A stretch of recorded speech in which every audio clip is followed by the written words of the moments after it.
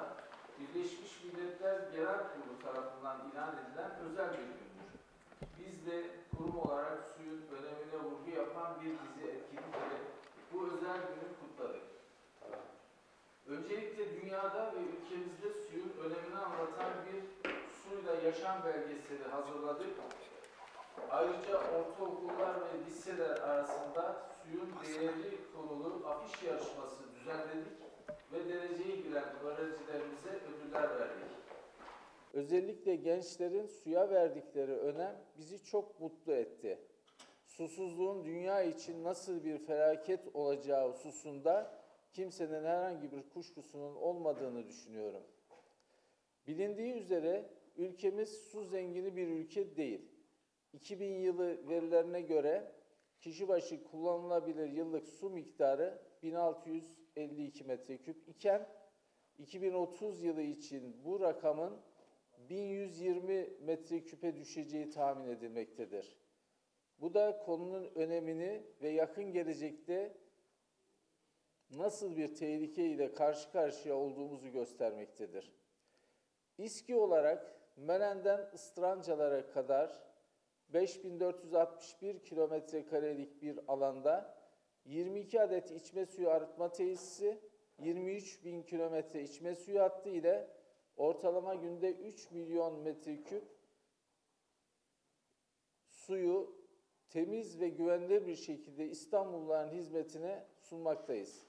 Aynı zamanda oluşan atık suyu da 18 bin kilometre karelik atık su hattı ile topluyor ve 90 adet atık su arıtma tesisinde arıtıyoruz. Bu hizmetimizi 365 gün ve 24 saat kesintisiz olarak sürdürüyoruz. Hizmet verdiğimiz nüfus yaklaşık 20 milyonu bulmakta. İstanbul kurulduğu yıllardan günümüze kadar her dönemde susuzlukla mücadele etmiş güzide bir şehrimizdir. Tarih boyunca inşa edilmiş bentler, su kemerleri, sarnıçlar, çeşmeler hep bu şehri susuz bırakmama çabasının bir ürünüdür. Ben de 28 yıllık bir İSKİ mensubu olarak son dönemde inşa edilen birçok esere imza attığım için son derece mutluyum. Bildiğiniz gibi son 2,5 yıldır İSKİ Genel Müdürü olarak görev yapıyorum. Genel müdür olarak görev yaptığım son dönemde önemli sorunlarla mücadele etmek zorunda kaldık. Bunlardan ilki kuraklık oldu. 2020 ve 2021 yılları bildiğiniz gibi İstanbul'da kurak geçti. Pandemi dönemi de buna ilave olunca kurum olarak zor şartlarda çalışmamız gerekti. Ancak pandemi dönemini fırsata çevirmesini bilen kurumumuz, İstanbul'un yıllarca el atılmamış ana arter niteliğindeki bölgelerinin yağmur suyu ve kanalizasyon problemlerini birer birer çözdü. Yağış sırasında taşkınlara sebep olan Beşiktaş, Ortaköy, Kadıköy, Üsküdar, Kartal ve Bakırköy'deki kangren hale gelmiş problemler tümüyle çözüldü. Buralarda artık sel baskını yaşanmıyor. Taşkın riski olan 104 noktanın 83'ünde çalışmalarımızı tamamladık. 21 noktada ise çalışmalarımız devam ediyor. Yine kontrolsüz şekilde Marmara Denizi'ne ve Boğaz'a atık su girişine sebep olan 104 noktada altyapı çalışmalarımızı bitirdik. 26 noktada ise devam ediyoruz. Bu 104 noktadan artık denize atık su karışmıyor. Çeşitli çaplarda yaklaşık 1100 kilometre atık su ve yağmur suyu hattı ile 600 kilometre içme suyu hattı inşa ettik. Bütün bu yatırımların yaklaşık değeri 4,5 milyar Türk lirasını bulmakta. Kıymetli basın mensupları, birçok projede hızla sona doğru yaklaşıyoruz. Tamamlandığında Türkiye'nin en büyük atık su arıtma kompleksi olacak Tuzla İleri Biyolojik Atık Su Arıtma Tesisi'nin 3. kademesini tamamlamak üzereyiz. Günlük kapasitesi 600 bin metreküp olan Balta Limanı Atık Su Arıtma Tesisi'nin biyolojik arıtmaya dönüştürülmesi çalışmalarında sona yaklaştık. Melen Havzası'ndaki su kalitesini koruyacak Cumayeri İleri Biyolojik Atık Su Arıtma Tesisi'nin çalışmalarını hızla tamamlıyoruz. Boğaz'a atık su girişini sona erdirecek Üsküdar-İstavroz Atık Su Tüneli tamamlanma aşamasında. Toplamda 7 ilçede birçok kritik noktada taşkın riskine son verecek Ayvalıdere Yağmur Suyu Tüneli'nde çalışmalarımız sona yaklaştı. İçme suyu alanında da yatırımlarımız devam ediyor. Avrupa yakasının su ihtiyacını karşılayacak ve iki telli içme suyu arıtma tesislerinin daha verimli çalışmasını sağlayacak Terkos iki telli ishale hattı inşaatında çalışmalarımız tamamlanmak üzere. Terkos, Taşoluk ve Şile'de içme suyu arıtma tesislerimizin inşaatı hızla devam ediyor. Melen sisteminden daha fazla yararlanmak için planladığımız 3. terfi merkezi pompalarının imalatı bitmek üzere. Ekonomik imkanlar çerçevesinde 2022 yılını adeta bir açılışlar yılına çevirmek hedefimiz. Basınımızın değerli temsilcileri, İstanbul için gerçekleştirdiğimiz projeler yapısı itibariyle uzun soluklu ve yüksek maliyetli projeler. Bu bağlamda önümüzdeki yıllar içerisinde tamamlanacak projelerimizin bazılarından da söz etmek istiyorum. İSKİ'nin en büyük içme suyu tüneli olan Kağıthane Bahçelievler Sefaköy içme suyu tünelinde çalışmalar son hızla sürüyor. Tünel Avrupa yakasında su dağıtım sisteminin atar damarı olacak ve şehrin su ihtiyacını kesintisiz olarak karşılayacak. Küçükçekmece Ön Arıtma Tesisinde arıtılan atık suları Ataköy İleri Biyolojik Atık Su Arıtma Tesisine aktaracak. Böylelikle İstanbul'un atık su arıtma niteliğine olumlu katkı sağlayacak Ataköy ve Ambarlı atık su tünellerinin çalışmalarına devam ediyoruz. Dünya mirası su eserlerinden olan Bozdoğan Kemeri, Uzun Kemer ve Eğri Kemeri restore ediyoruz. Ayrıca tarihi çeşmelerimizde de restorasyon çalışmalarımız devam ediyor. Son dönemde 130 çeşmenin yeniden suyla buluşmasını sağladık. Devam eden yatırımlarımızla birlikte şehrin ihtiyaçları doğrultusunda yapımına başlayacağımız ve yapımını planladığımız daha birçok projemiz de mevcut. Değerli basın mensupları, bütün bunları ifade etmemdeki amacım sizleri ve sizlerin aracılığıyla İstanbulluları gerçekleştirmekte olduğumuz çalışmalarla ilgili bilgilendirmenin yanı sıra bundan sonra yapmamız gereken projeler hakkında da bilgi sunmaktır. Bu projeleri gerçekleştirirken elbette ki ekonomik kaynağa ihtiyaç duyuyoruz. Bütün bu yatırımları gerçekleştirirken öz kaynak kullanıyor ve gelirlerimizin önemli bir kısmını su faturalarından elde ettiğimiz gelirler oluşturuyor. Tüm yatırım ve işletme giderlerimizin önemli bir kısmını siz İstanbullulardan temin ettiğimiz su paraları oluşturuyor. Bildiğiniz gibi son 3 yıldan beri İstanbul'da su fiyatlarında önemli bir artış olmadı. Hemen hemen 3 yıl önceki yani 2019 yılı başındaki fiyatlarla işletme ve yatırımlarımızı sürdürmeye çalışıyoruz. Bunun güçlüğünü sizler de takdir edersiniz. Bugün İstanbulluların su kullanan %86'lık dilimi birinci kademe olan 0,15 metreküplük tarifeden su kullanıyor. Bu tarifenin birim fiyatı ise 5,56 Türk Lirası. 5,56 Türk Lirası ile verdiğimiz 1 metreküp suyun parasıyla hem içme suyu hem de atık su yatırımlarımızı aynı zamanda da işletmemizi yapıyoruz. Elektrik giderlerimizi karşılıyoruz. Personel giderleriyle kimyasal madde masraflarımızı karşıladığımız gibi ayrıca bu 5,56 TL ile evlerden çıkan atık suyu da topluyor ve çevreye zarar vermeden bertaraf ediyoruz. Bu fiyat 30 Büyükşehir Belediyesi'nin uyguladığı su tarifeleri içerisinde 23. sıradadır. Çok değerli İstanbulluların da takdir edeceği gibi şu anda konutlarına gelen faturaların içerisinde en ucuzu İSKİ faturasıdır. Biz belirli aralıklarla su tarifesinde artışlar talep ettik ancak bu genel kurulumuz tarafından uygun görülmedi. Son dönemde dünyada ve ülkemizde ortaya çıkan ekonomik gelişmeler sonucu idaremizin harcama kalemlerinde enflasyonun çok üzerinde artışlar gerçekleşti. Bazılarından söz etmek gerekirse 2022 yılı için 1 milyar 300 milyon olarak öngördüğümüz elektrik giderlerimiz 3 milyar Türk lirasına ulaşacak. 180 milyon liralık kimyasal madde giderlerimiz ise 570 milyon Türk lirasına ulaşacak. 2 milyar 50 milyon olarak hesapladığımız personel giderlerimiz 2 milyar 500 milyona ulaşacak. 170 milyon lira olarak tahmin ettiğimiz doğalgaz, akaryakıt giderlerimiz 540 milyon Türk lirasına ulaşacak.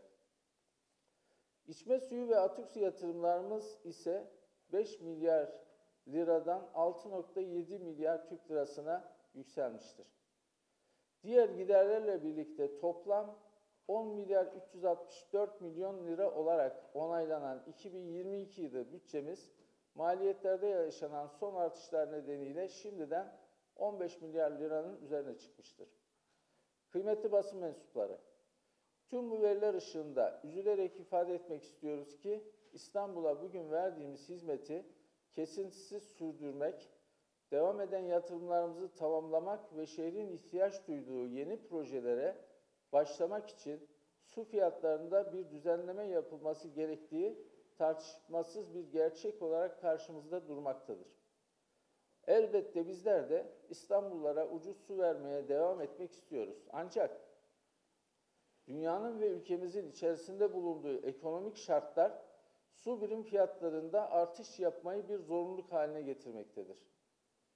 Bu ekonomik gerçekler ışığında bir fiyat ayarlamasının gerekli olduğunu kamuoyu ile paylaşmak istiyoruz. Her doğal kaynakta olduğu gibi su da bize Allah tarafından verilen en önemli nimetlerden bir tanesidir. Çok şükür bu yıl İstanbul olarak iyi bir yağış aldık. Bugün itibariyle barajlarımızda %90 doluluğa ulaştık.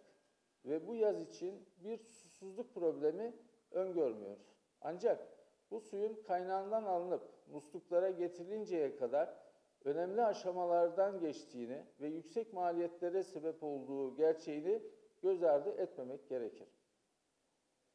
Nasıl ham petrol işlenmeden doğal haliyle kullanılamazsa içme suyu da ham haliyle kullanılamaz.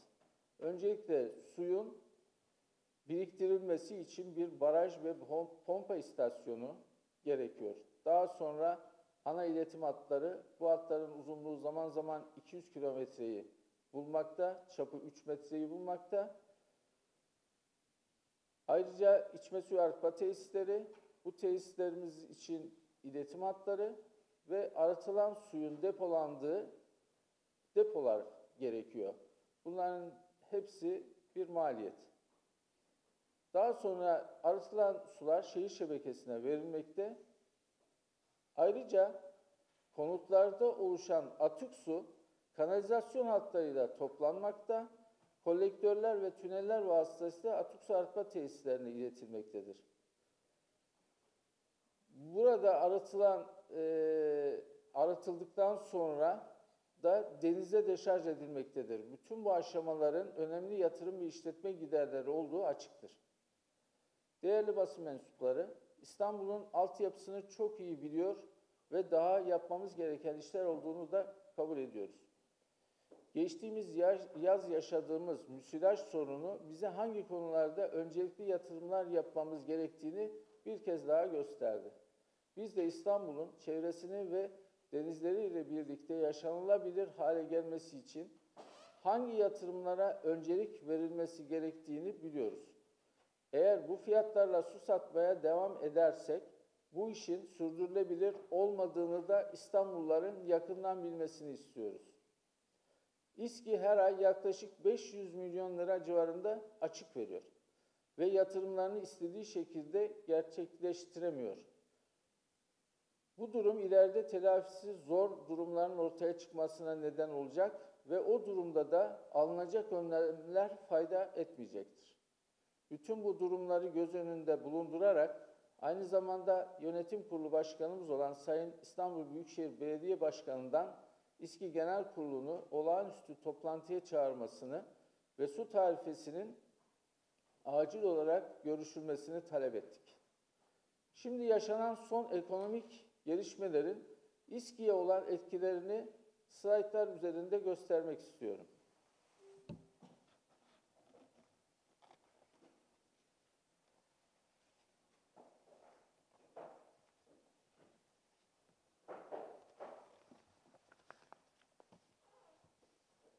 ...90 adet atık su arıtma tesisi ve 22 adet içme suyu arıtma tesisiyle yaklaşık 20 milyon İstanbulluya 365 gün 24 saat kesintisiz hizmet veriyoruz. Çeşitli genel kurullarda zam taleplerimiz oldu. Ancak bunun büyük bir kısmı karşılanmadı. Ben size şu tabloda özellikle dikkat etmeniz gereken 1/1/2019 tarihinde su birim fiyatımız 4,53 Türk Lirası. Birinci kademe su fiyatımız. Ancak bunun İSKİ'ye yansıması 4,98. Çünkü bakım bedeli de alıyorduk o zaman. 4,98 Türk Lirasıydı.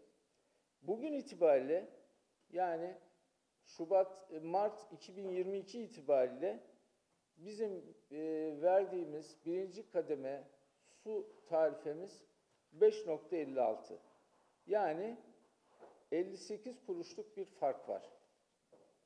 3 yıl içerisinde bizim tarifemizde sadece 58 kuruşluk bir fark oluşmuş. Bunu takdirlerinize sunuyorum. Ayrıca şu tabloda da 30 büyükşehir su ve kanal idarelerindeki su fiyatlarını yüksekten düşüğe göre sıraladık. İstanbul burada su fiyatı olarak 23. sırada. Bunu da takdirlerinize sunuyorum. Şimdi İSKİ'nin yatırım maliyetlerindeki artışlar konusuna değinmek istiyorum. Bu artışlar 1 yıllık artışlar. Sadece 2021 yılı ve 2022'nin 3 aylık artışları. Örneğin kazı fiyatlarımız %115 oranında artmış. Bunun İSKİ fiyatları içerisindeki rolü %40. Düktil içme suyu borumuz %127 oranında artmış. Bunun da İSKİ'ye etkisi %23,53. İnşaat demiri %120 oranında artmış. Bunun İSKİ'ye etkisi %18,85. Beton fiyatları %131 oranında artmış. 1 yıllık artışlar bunlar. İSKİ'ye etkisi %16,22.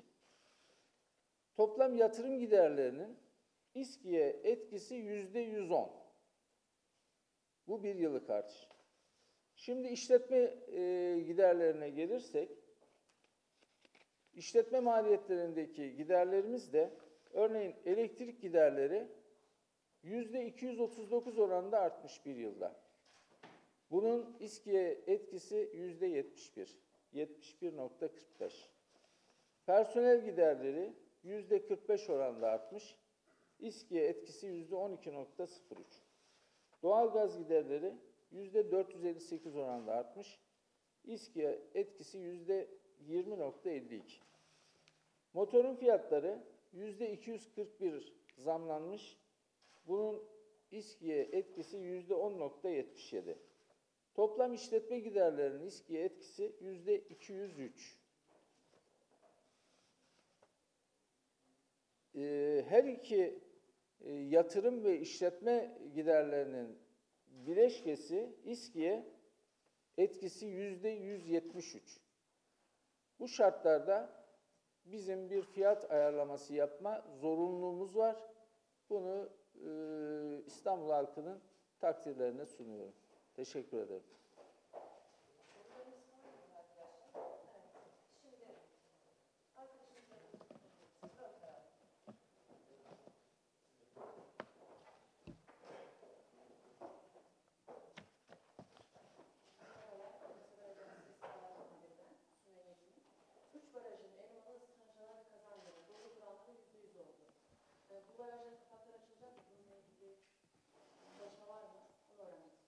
Şimdi bu barajlarımız zaten taşıyor şu anda. Onun için herhangi bir risk yok bu taşan barajlarımızda. Taşmak üzere olan barajlarımız için biz uyarı yaptık. Dediğiniz gibi Elmalı, kontrollü bir şekilde biz bunun dip savaklarını açıyoruz. Islancalardaki barajlarımız zaten 6 tanesi taşıyor. Hatta 7.'si de taşmaya geçmiş. 7 barajımız taşıyor. Bunlarda herhangi bir risk yok. Dolayısıyla buradan tabii bir miktar elektrik tasarrufumuz oluyor. Bu taşan barajlarımızla ilgili diğer barajlarımızdan herhangi bir su terfi etme durumunda kalmıyoruz.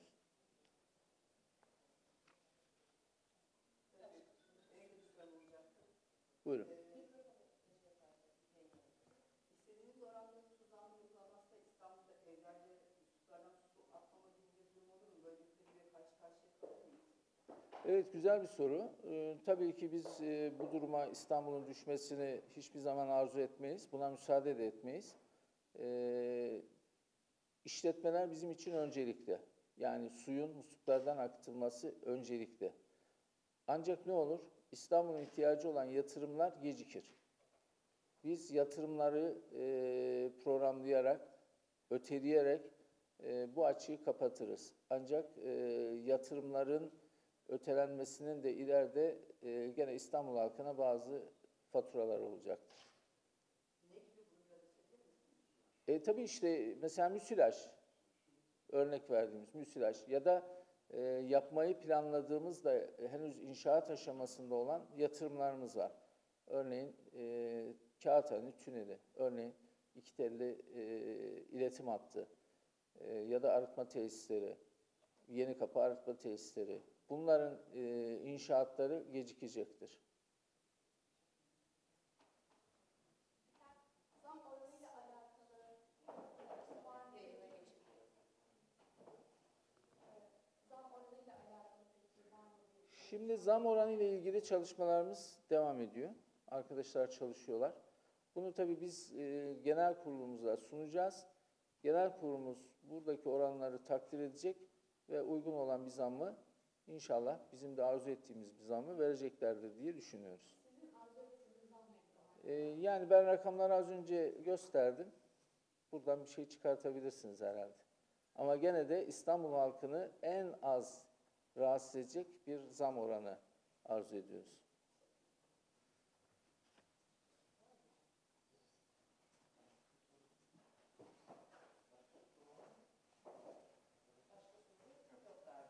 Peki, teşekkür ederim. Çok sağ olun. Görüşürüz inşallah.